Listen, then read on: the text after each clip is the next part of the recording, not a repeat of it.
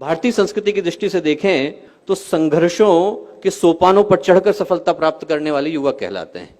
लाखों वर्षों तक कोयला घिसा जाता है तो हीरा बन पाता है, भट्टी में सोना तपा जाता है तो कुंदन बन पाता है, प्रकृति के प्रतिरोधों को सह सकने वाला बीज वृक्ष बन पाता है और धाराओं को चीरने वाला तैराक बन पाता है। जितनी भी परिभाषाएं हैं, जितने भी उदाहरण हैं, वो सारे के सारे युवा व्यक्तित्व के, युवा सोच के, युवा चिंतन के उदाहरण हैं।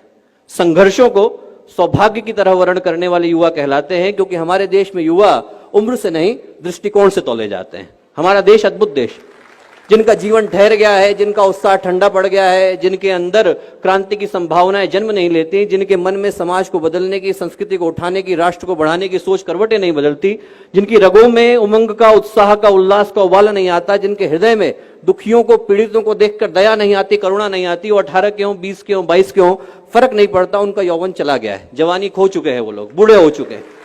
और वहीं पर यदि व्यक्ति 60 का है, 80 का है, 90 का है, 120 का है, यदि उसके मन में राष्ट्र के निर्माण की, संस्कृति के उत्थान की, यौगिक उत्कर्ष की बात आती है, तो हमारी दृष्टि में युवा है, क्योंकि हमारा देश उमंग से, उत्साह से, उल्लास से ओतप्रोत युवाओं का देश।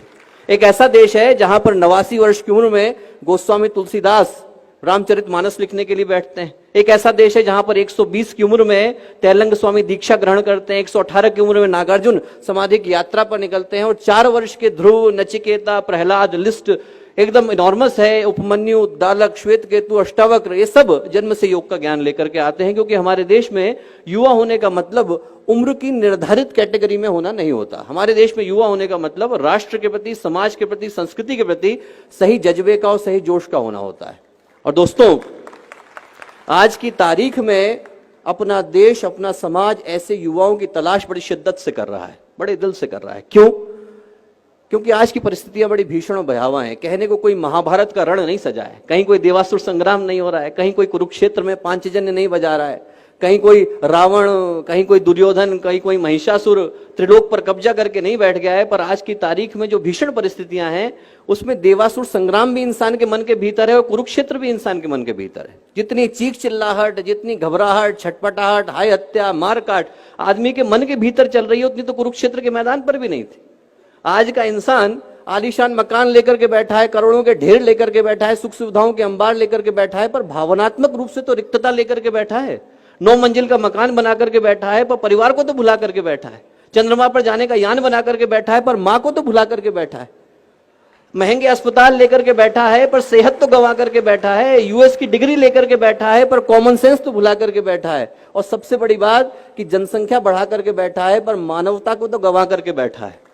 तो दोस्तों, यदि ये सब कुछ ऐसा ही चलता रहा जैसा आज हम देख रहे हैं, तो हम अपने बच्चों के लिए शमशान घाट छोड़ करके जा रहे होंगे। हमारे बच्चे हमें कभी माफ नहीं करेंगे। इस दुनिया को बदलने की आवश्यकता है। इस दुनिया को बदलने के लिए ऐसे व्यक्तित्वों की आवश्यकता है जिनका जीवन उन प्रकाश स्तंभों की तरह से हो जो भटकते राहियों को दिशा दिखा सके, जिनका जीवन उन टिमटिमाते दीपों की तरह से हो जो घटाटोप अंधियारे से लड़ने का साहस रखते हो, जिनका जीवन उन नींव के पत्थरों की तरह से हो जो अपने कंधों पर इमारतों को उठाने का दम रखते हो, जिनका जीवन उन नाव के मस्तूलों की तरह से हो जो धाराओं को चीरने का साहस रखते हो, जिनका जीवन पूज्य गुरुदेव की तरह से हो, एक ऐसे व्यक्ति की तरह से हो जिनने अपने जीवन के 58 वर्ष किसी से मुलाकात नहीं करी और बाकी के 22 वर्षों में 3400 किताबें लिखी और सारी की सारी फ्री अवेलेबल करा दी, कोई ले जाए उसे, no copyright, anyone can have it.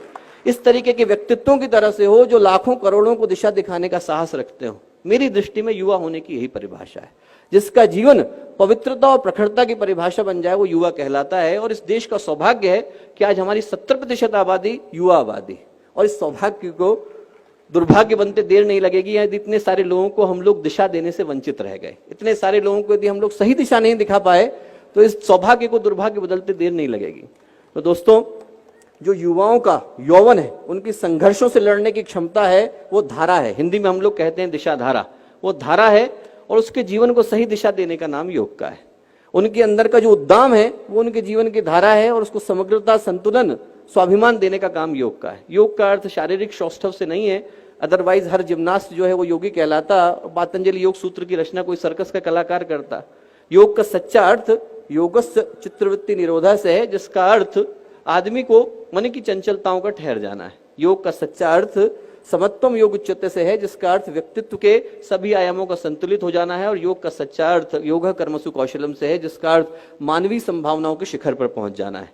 तो जब बात युवा योग की है तो मैं यही प्रार्थना करूंगा कि इस कार्यक्रम की जब परिणति हो, जब हम लोग अंतर्राष्ट्रीय योग दिवस मना रहे हो, तो उसका जो शुभ परिणाम इस रूप में निकल करके आएगा, यदि इस देश को भगत सिंह की तरह के योगी मिलेंगे, सुभाष चंद्र बोस की तरह के योगी मिलेंगे, स्वामी विवेकानंद की तरह के योगी मिलेंगे, उनने योग किया हो न किया हो, यदि उनके मन में भारतीयता की भावना थी, समाज को बदलने की भावना थी, तो मेरी दृष्टि में योगी थे, और ऐसे योगी निकल करके आएंगे तो इस देश का, इस समाज का, इस राष्ट्र का भविष्य बिल्कुल नया होगा, नूतन होगा और मंगलकारी होगा। बहुत बहुत शुभकामनाएं, बहुत बहुत मंगल।